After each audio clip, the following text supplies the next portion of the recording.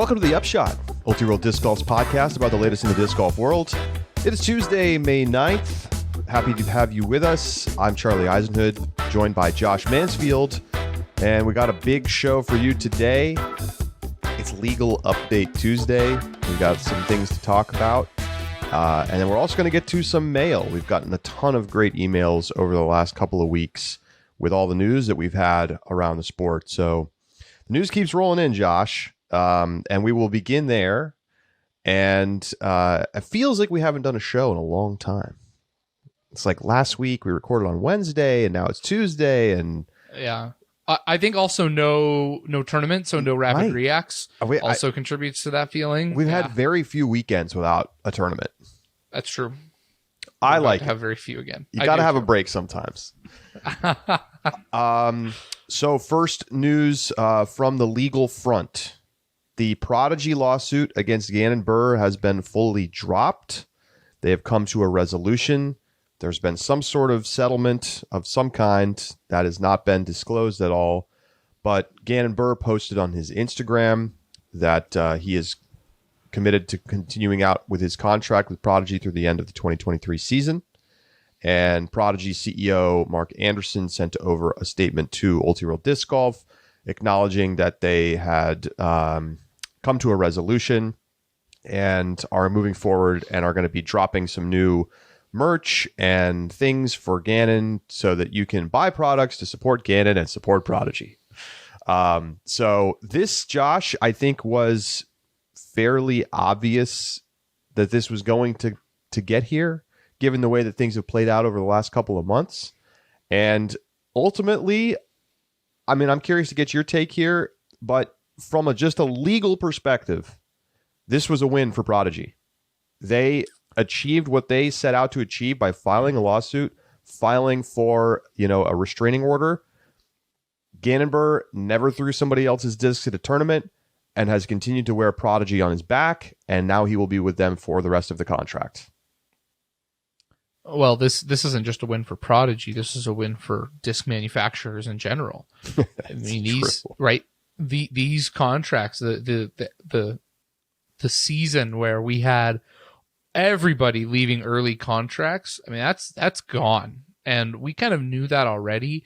But I think what this highlights to me is a couple of things. Number one, I think contracts, as we've talked about, not only are going to be more formal, but are also going to include very clear clauses of termination with buyout clauses and like early termination requirements and penalties.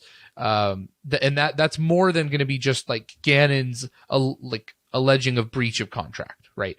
That is a means to try and get out of a contract that clearly did not have another means for him to get out, because it seems pretty clear to me that for a high-end player, most manufacturers are willing to pay a buyout clause is part of like that signing bonus, right? This is pretty typical. I mean, I remember seeing this take place in high-level European soccer, where you'll have players who get bought out of contracts and you have to pay whatever, that buyout fee is.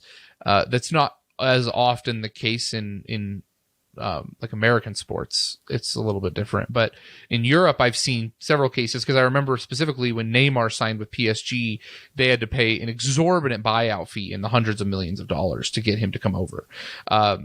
I think that it's in the player's best interest moving forward to negotiate buyout clauses in their contracts, because if they skyrocket, in the case of Gannon, for example, there are going to be companies who are willing to pay that necessary cost in order to get them out of contracts. And that can very easily be a part of negotiations. And if companies see an upside, think of Simon, for example, and MVP paying was it $1 million buyout? Yep. Yeah. Think of MVP paying $1 million buyout. If they see a return being above the 11 million or however many dollars that they paid for the total contract, including buyout, then that is something that is going to be covered by another team. And so I think what I see from here, manufacturers get a big win on the enforceability of their contracts and keeping sponsored players under contract. Also, it would be in players' best interest to negotiate buyout clauses in every one of their contracts moving forward. And it's worth pointing out that we don't necessarily know what all of the discussions were between Prodigy and Gannon. And True. It's very possible that Gannon has secured better terms for this year's contract as a part of the conversations that were sort of forced on everybody by the lawsuit. And, the initial wave of outrage eventually subsides, and then your lawyers get together and you start discussing and you talk about the things that you felt like were in breach of the contract. And Prodigy says, okay, well, we're going to do this, this, and this.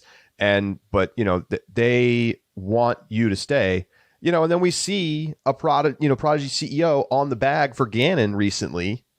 And I don't know where we're headed in the future here. It would seem to me that the well is poisoned forever and that Gannon is going to be gone as soon as possible. But I mean, he came on this show and told us that it's going to come down to money. And how could you argue otherwise? I mean, for all of the things that, in the initial claims from Gannon sort of against Prodigy when he was, sort of sent the email to them and said, I'm going to be leaving. And here's these breach of contract where he talked about the quality of the disc not being good enough and that kind of thing. But it's hard to argue, right, that that's actually a problem for Gannon, given that he's continuing to win even this season. So I don't know what's going to come next there. It will be very interesting. And I wonder if Gannon will get the kind of contract that he was expected to get, with, of course, all the rumors coming about Discmania at the end of this season compared to what he would have gotten at the beginning of this season. And the only reason I say that is because we could be seeing right now a bit of a market correction in disc golf, and maybe there will be less, desire from manufacturers to drop 7-figure contracts, even for a player like Gannon Buhr, who, if you could go and say, I want to sign a 20-year deal with one player in the sport right now, it would probably be Gannon Buhr. Yeah. I think that's a great point, because, we were talking about the fact that Gannon obviously wants to sign it coming off of the major, given that that's the momentum, the marketability, etc. But I think you highlight the correct point that market correction is probably the one. And isn't Eagle up for re-signing this year? It's funny you mentioned that. I was just looking at this. Let me give you the current let's hear the slate. list. I'm not going to give you every player, but Sure. Players who are on multi-year contracts, which in general are the players who are more popular, more marketable, etc., who are up. Yeah. Who have their contracts coming up at the end of 2023. Paige Pierce, Double G, Yes Eagle, Vinyl Makula, Nicholas Antela, Sarah Hokum, of course, Gannon, Matty O, Missy Gannon. And that's just a slate selection. But yes, this is a monster contract year coming up for Eagle. But, let's say the season ended today. Who gets a bigger contract, Gannon or Eagle? Eagle. Eagles gets the bigger contract. Could you imagine if Discmania lost both Crush Boys? It'd be tough times for them. I mean, they're going to have to pay Nicholas, too. They're going to have to pay Nicholas? I mean, the problem that Discmania and Gannon are going to face, if Discmania really did want to sign Gannon, is that they've got a lot of big renegotiations coming up. That's right. You probably can't. Those players, can you sign Eagle, Nicholas, and Gannon? Yes. Yes, you can. Look, Simon's gone, right? And you have to figure they were going to pay him a lot of money over those 4 years. Discmania was willing clearly to not anywhere in the ballpark of what he's getting paid by MVP, which is setting a new market price, Josh, for players like Gannon and Eagle. Simon said that Discmania came back and offered that's comparable true. terms. So. That's true. And that his leaving was not financially motivated. So Discmania is willing to spend the money. At least they were last year. I think you can keep all three. I don't know, man. But that's going to be tough. I think they can. But you really, if you're Discmania, I think keeping all three is much easier if you had Eagle 1 year, Gannon the next, Nicholas the one after. Having to negotiate simultaneously with all three of them and making you'd have to think that they're going to hear about the other person's terms, right? Or if you're a Discmania player, you know what you do? You hire the same agent. You're just like, yep, we're going to get one agent who's going to represent all three of us, who knows all the ins and outs of all the contracts. That's what I'd do. Get on LeBron's team. LeBron out here signing, deals for his boys who deserve way less money than they get. Yeah, it's going to be fascinating. And it's funny, this whole Gannon Buhr lawsuit, right? It came in with a roar and it kind of left with a whimper. But that's the nature of this kind of stuff. Nobody wants to go to court and spend all the money litigating this in front of a judge. You settle, and that's what happened here. There is more legal news, which is from the Natalie Ryan case. And it's been very quiet on this front for quite some time since the initial complaint was filed. Papers were not served initially to the DGPT and PDGA. So the response from the PDGA and the Pro Tour is due now in mid-June to the original complaint. However, last week, Natalie Ryan's lawyer filed for a temporary restraining order seeking to allow Natalie to compete at the OTB Open this weekend. Now, remember, the original complaint was filed in California with the OTB Open kind of as the venue for the case. So now, late last week, there was a filing saying, hey, we're filing for emergency protections to allow Natalie to play this weekend. I'm not going to dive into all of the deep legal arguments here. Natalie's case is basically, making similar claims to the original complaint that there's, discrimination happening from the PDGA and the Pro Tour, that violates California's civil rights laws, and that there would be irreparable harm done to Natalie if she's unable to compete this weekend. The Pro Tour and the PDGA have responded. They have a monster team of lawyers. They're taking this clearly very seriously and spending definitely a lot of money, even just on this filing. And their claim is basically filing for a temporary restraining order is coming too late, and that is not a reasonable amount of time for us to try to adjudicate this issue. Ryan could have filed 2 months ago this same restraining order for this same tournament, and because she waited, it invalidates the restraining order. Keep in mind, temporary restraining orders, there's a very high bar for them to be enacted. So given the kind of the weight of the argument and past California court rulings with similar very tight time windows, because of course this has to get decided before this weekend. There's a hearing set for tomorrow in Sacramento.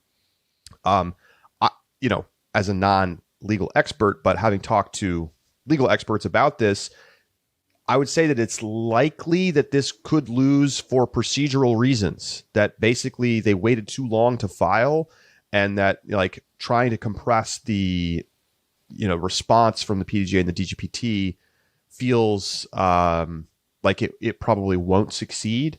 But then again, it is California. We saw what happened in Minnesota. It's not out of the question. And this will be very interesting to see what happens on Wednesday, because if the PDGA and the Pro Tour, sort of lose this first battle around the restraining order, that would signal very negatively for their chances to win in the larger complaint. If Ryan loses here, it's much more likely that it doesn't mean that much, particularly if it's dismissed on the basis of, this was too late, this was procedurally incorrect. So, there's a lot more to these filings than just that, but that's the basic situation. Natalie's trying to play this weekend, and the Pro Tour and the PDGA are starting to put out some of the arguments we might be seeing in their future response to the full lawsuit. but also arguing pretty vehemently that procedurally this is unacceptable. I have 2 questions that I don't remember if I've asked or if we've discussed in too much detail. And if you can't answer because you haven't talked to your legal experts yet, then that's fine. Let's say Natalie Ryan wins in California. Can California impose a requirement of allowing Natalie to play a nationwide, or does that only apply to tournaments in California? That's a great question. I don't know exactly what the sort of jurisdictional stuff is there. I think that state laws can have wider influence outside of the state when there are rulings that are sort of like have a wider impact, sort of a nationwide impact like this. Mm-hmm. Basically what would happen next, right? Because again, this is in federal court in California, is that it would probably get appealed to whatever circuit court covers California, and it would be on its way to Supreme Court almost certainly. And so that, that's all TBD, but this could last years. It really could last years. Oh, yes. Depending on. Well, and that's. Go ahead. You highlight my next question. Actually, is how far does the PDGA fight this? Like, do you think the PDGA runs this if it gets accepted all the way up to the Supreme Court? I don't know. I really don't know. Because it feels like my sense is that when you lose in court and maybe they appeal it once, right? And then they lose the appeal again, like at that point, as the kind of organization that the PDGA is, it's not like at that point I could very realistically see them saying, well, look guys, sorry, our hands are tied. Like we went to the courts, they ruled in Natalie's favor. This is how we're going to be adjudicating the issue in our sport moving forward per the court's requirements. Yeah. Because how much money are we talking about? Is it to get appeal after appeal after appeal? Well, I don't know. That's just incredibly expensive, especially if it goes to court and there's a long legal battle here. I think the thing I would say, Josh, is that there are a lot of people who are invested in this topic on both sides of the aisle. Mm-hmm. And I would not be surprised that if this does get appealed further or that it gets pushed into the national conversation, that it would get picked up by, lawyers who are interested in sort of supporting their political views. And, whether that's pro bono or there's just like assistance from the outside, that it could get pushed all the way to the Supreme Court. Even if the PDGA and the Natalie Ryan are not paying for the actual costs of the litigation, because again, like this is a major.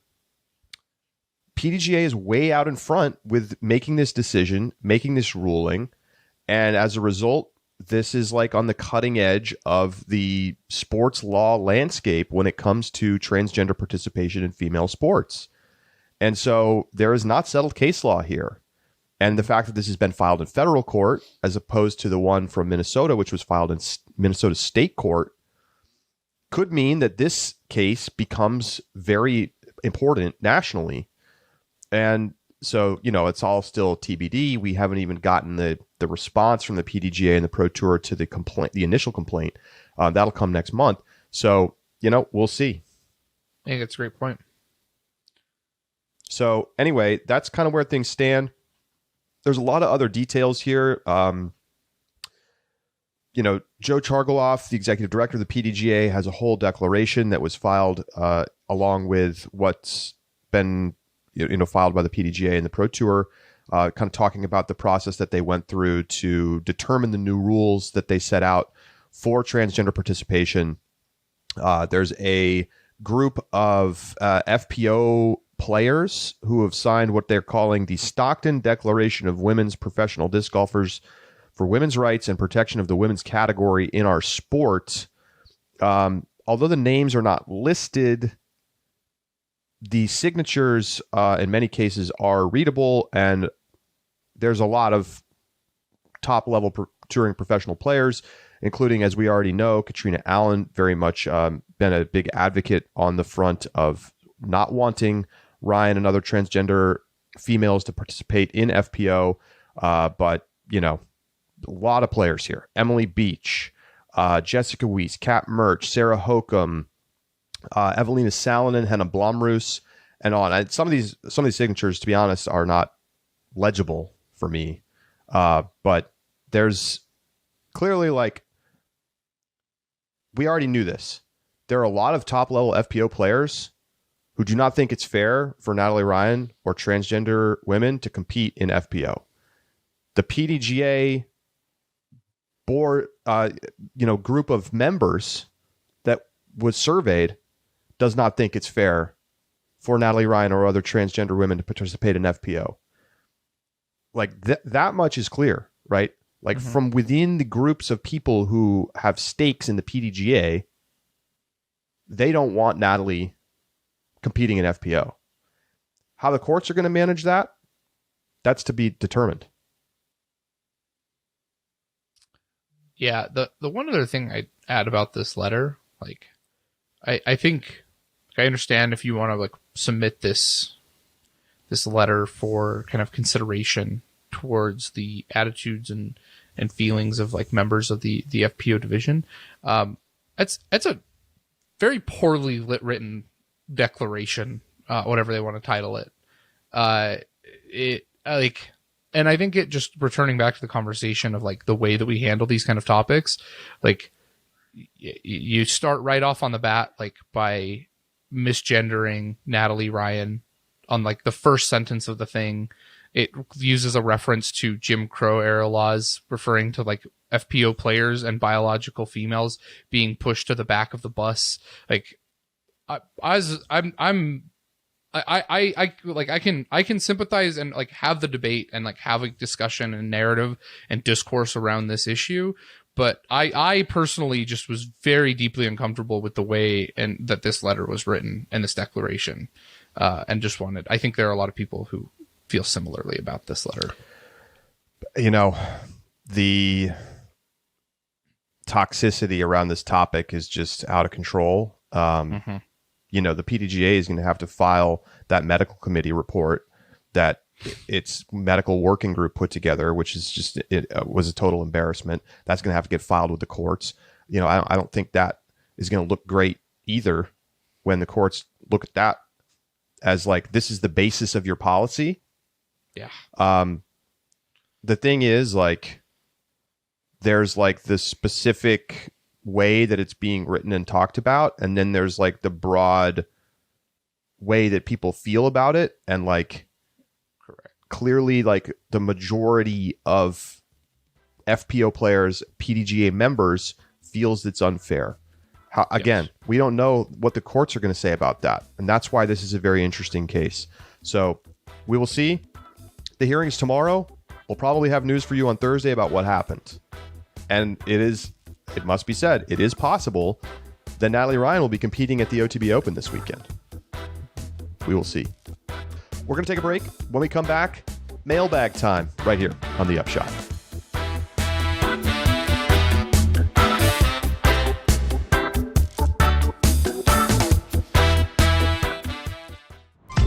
At Pound, the quality of our gear runs deeper than the stitching.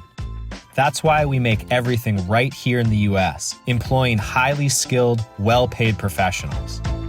From bomb-proof Cordura fabric to YKK zippers and recycled plastics, we source the highest quality U.S. materials to make the most comfortable, durable pack in disc golf. Our lifetime warranty stays with the pack, not the purchaser. So regardless of how you find us, we will be here to make sure your pack stays on the course and out of the landfill. Pound's integrity is held together with more than just thread.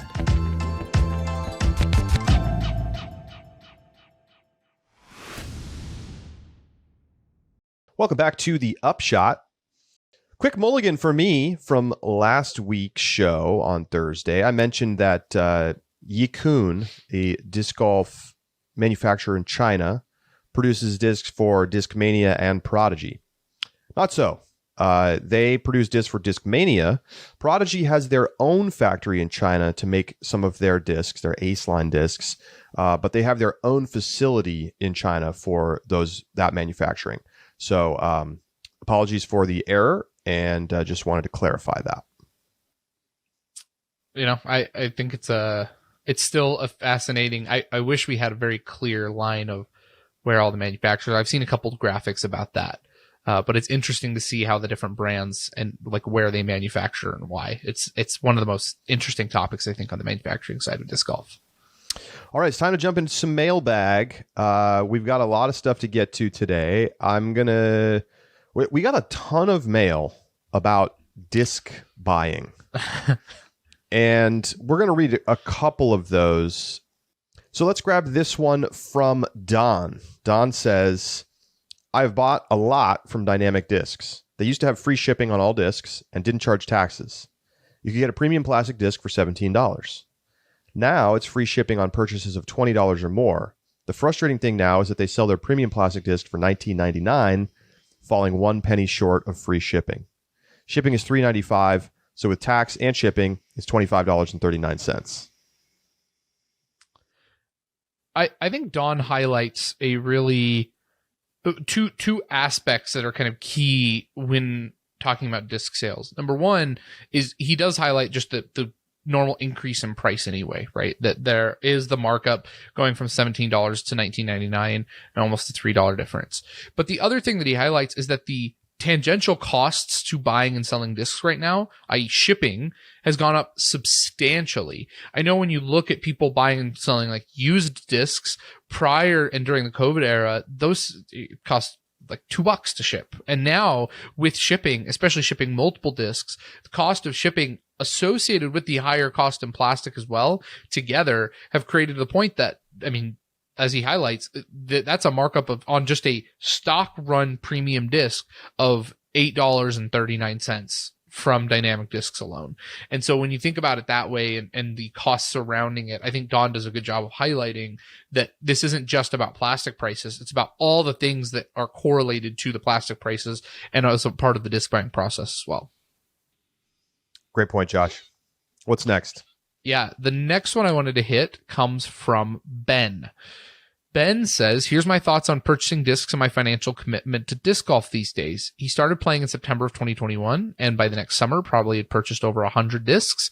And then he would often either test them and bag them or sell them online afterwards. And at the time, he was playing 4 rounds a week or more and was fully addicted. I was a student and it was locked down. I had nothing else to do. I think a lot of people can relate to that. These days, things have really slowed down. I started a full-time teaching job, so I have much less time to disc golf. I haven't purchased a new disc in about 6 months now, and that's largely because I love what I bag. I haven't tried enough discs that I only need to I have tried enough discs that I only need to replace discs that I lost. I'm never testing new molds these days.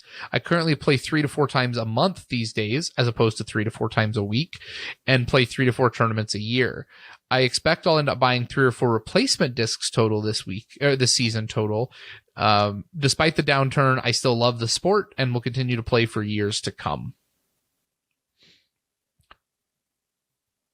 So I think this points out this email is very common from what we saw from people emailing in. We probably got 24 emails about this topic. Mm-hmm.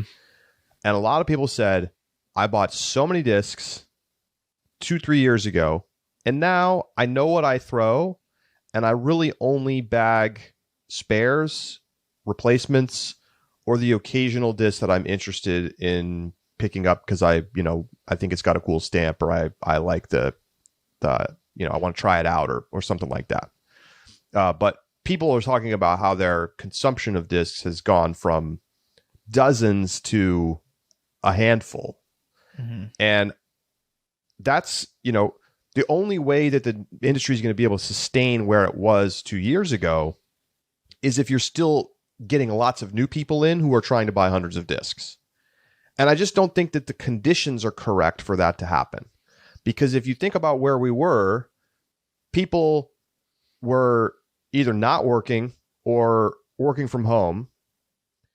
They were getting money from the government for free.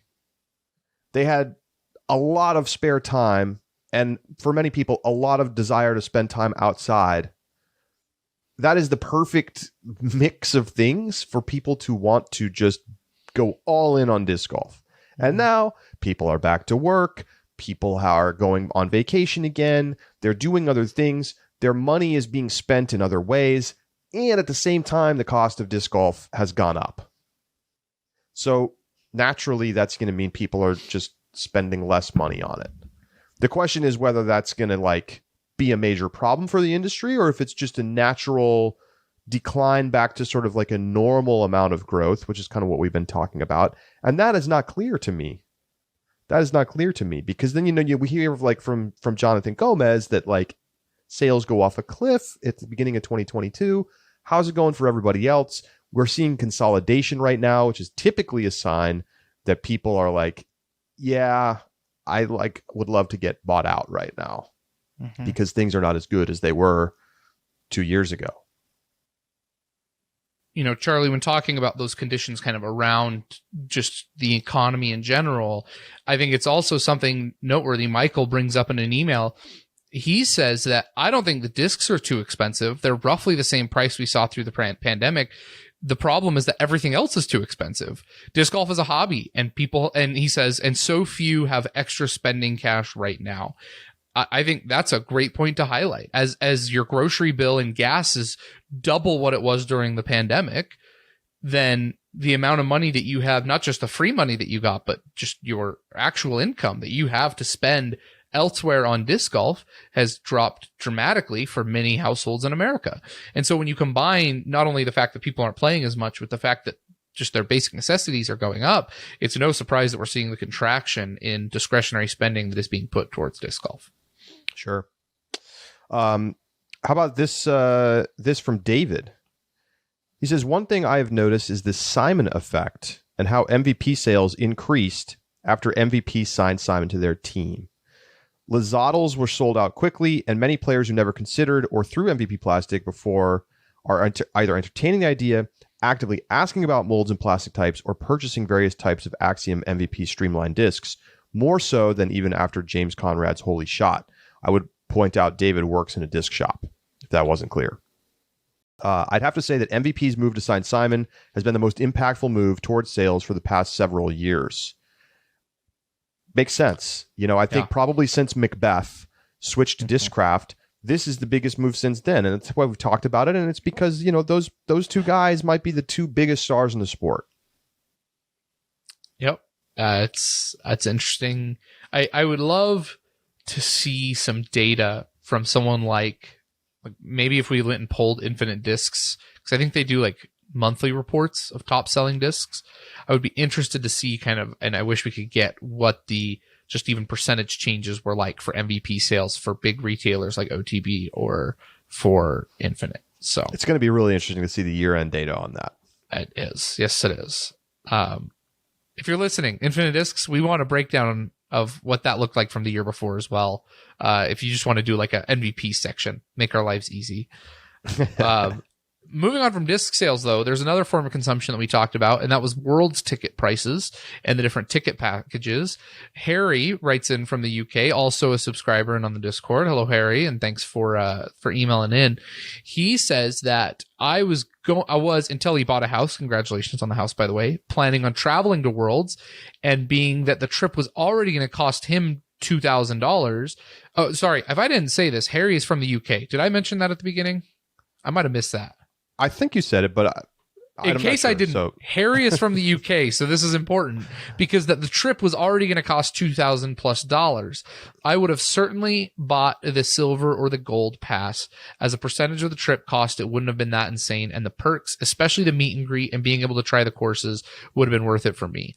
I think it's easy for us to forget at times international disc golf fans and their consumption and participation in spectating in a largely dominant U.S. market for the Disc Golf Pro Tour. And so this is an excellent point that I really appreciate Harry sending in here. Well, and it's funny. It's like a known psychological bias that you are willing to pay more. You're willing to pay more money for something if you're already spending a lot of money. So, for instance, when you buy a car or you buy a house and someone's like, oh yeah, you can get this upgrade on the car. You can get this package, and it's $3,500. You're like, yeah, sure. Yeah, that's not. I mean, as a percentage of the total price I'm paying, that's not that much. But if you actually were just like, somebody came up to you on the street and you're like, hey, you have a nice car. I would love to put in a nicer sound system for you and a rear auto lift tailgate. And it's $3,500. You'd be like, whoa, that seems like a lot. Like, I feel like I probably don't need all that. But this is like a known thing. And so, I mean, that doesn't mean that Harry's wrong in the assessment here, but it's just, if you live in Vermont, you might not be willing to pay for this. But if you're traveling from far away, you might be just like, yeah, like this is part of the cost of this trip, and I want to have it be a good experience for me to come all this way and spend all this money. And it, as a percentage of the actual total cost of your trip, it's not that high. That's why it makes a lot of sense to offer this as a product. Mm-hmm. We have another email that talks about the same thing. This comes from Jeff, and I'll let you read this, Charlie, but I wanted to highlight, Jeff, you're lucky we're reading this on air. As a Kraken fan, I just am not very friendly to you right now. So you didn't need to bring that up. Jeff is a pandemic disc golfer, a convert from Ultimate, he says. He and his friend group of 6 will be attending Worlds, flying in from the San Francisco Bay Area. So they're going to be there for a few days, like over a week. They're going to play all the courses up in Massachusetts. I'm sure they're going to go to Maple Hill. And he says, I bought our Sunday VIP passes minutes after they were announced, thinking they may sell out. I knew room was limited, and being up close is really different and easily worth the money. Our same group also attends the OTB Open. Their general admission fan zones are fantastic. You get to see almost all the best holes from those zones from a distance, but standing directly behind them, listening to the snap of the disc out of their hands, seeing a line they are intending to hit and how hard that actually is worth every penny. We are so excited to go to Worlds. To us, they are putting on a must-see event that gives us a reason to vacation in that area and spectate the sport we love. If this Worlds is run as well as I think it will be, why would we, and I'm sure many others around the world, not travel for these events? I'm already thinking of how I can get to USDGC next season. That said, I would not be surprised if they sold out of their gold and silver VIP tickets. If I'm flying across the country and going to spend $1,000 on flights and housing, why would I go cheap now? It's like the time my friend and I went to a Gordon Ramsay restaurant and he ordered a plain cheeseburger because of the cost, and I went with the burger with foie gras because of the experience. So you can see how a $1,200 ticket with all the extras could be easier to purchase than you might think. It's a once-in-a-lifetime experience. So, yeah, makes sense.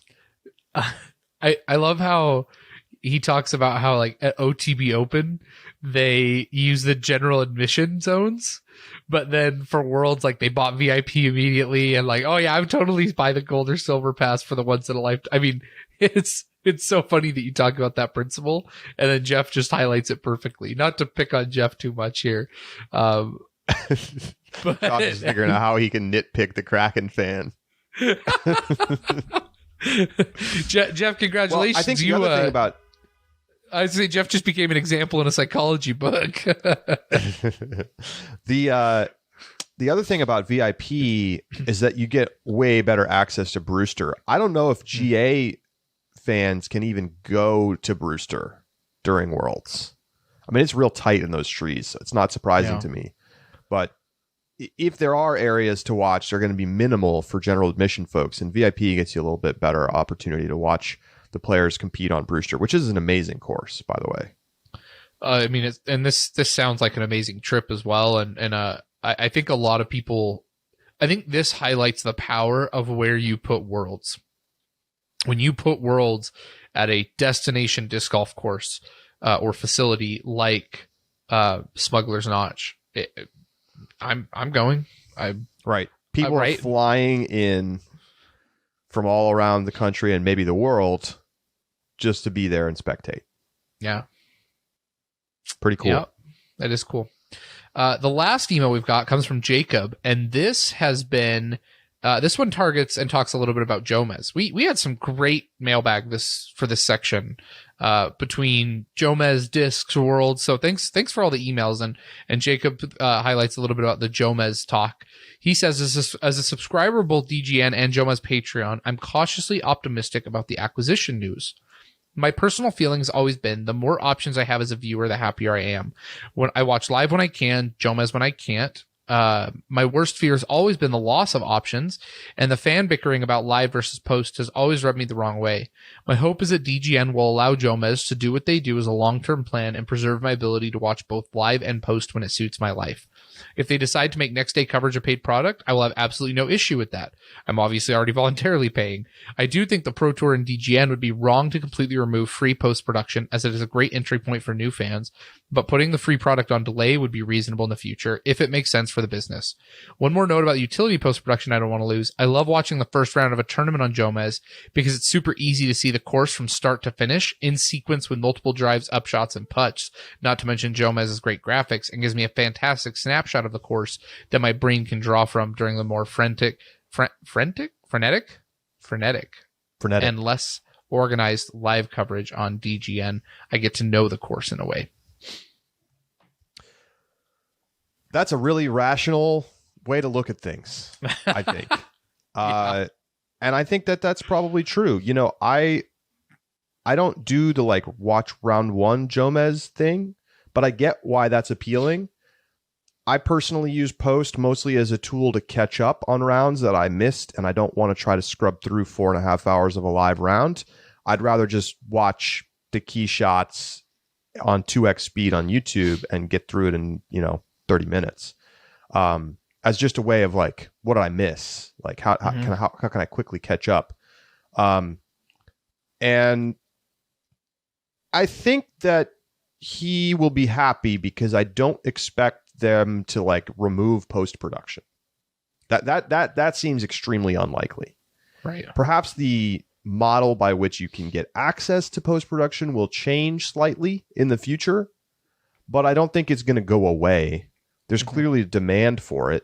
It's still the number one most watched thing. Easily. Like if you add up all the views on post-production rounds versus live rounds, it's still not close. Mm-hmm. So they're not going to get rid of it. Maybe the financial approach is going to change, but we don't know about that yet. And so,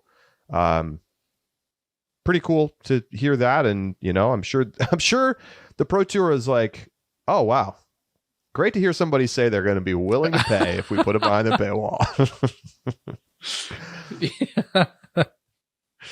I think, like you said, very rational email, and I appreciated. I think this is really what we saw as our perspective as well, that release schedule probably will change, but that post-production isn't. Yeah, we'll see. I mean, it would make a lot of sense for that to be the final outcome. Anyway, lots of other thoughts on Jomez. Some people definitely upset about it, think that it's going to trend things in the wrong direction, make it more expensive. Monopolization is a term I've seen thrown around a little bit. And then there's other people who think this is a great move, that this is going to, ensure the stability of Jomez for the long term. There's certainly a lot of ways to look at this. So thank you, everybody, for tuning in. We'll be back with you on Thursday for our OTB Open preview show. Looking forward to this one. It's always, and getting back out into the West Coast. Hopefully the players have all had the time to make their way out there. And that is going to do it for today's show. For Josh Mansfield, I'm Charlie Eisenhood saying so long. We'll talk to you Thursday right here on The Upshot.